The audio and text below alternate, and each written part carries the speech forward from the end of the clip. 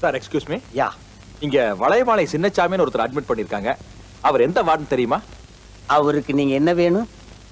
அவருக்கு நான் உயிர் நண்பன் சார். ஆ, அவர் இல்லாம நான் இல்ல, ஆ, நான் இல்லாம அவர் இல்ல. ஆ.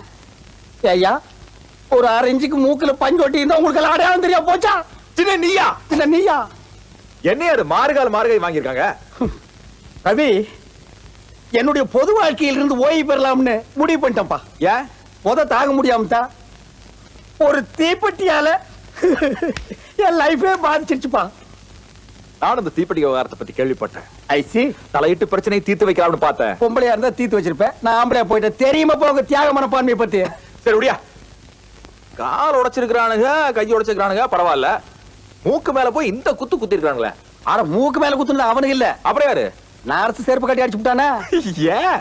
எத்தனை நாளைக்கு தான் போறதுக்கா? போகும்போது வரும்போது சும்மா சொரன்னா கழட்டிட்டு அடிச்சிருக்கேன். அது எங்கேயோ ஒரு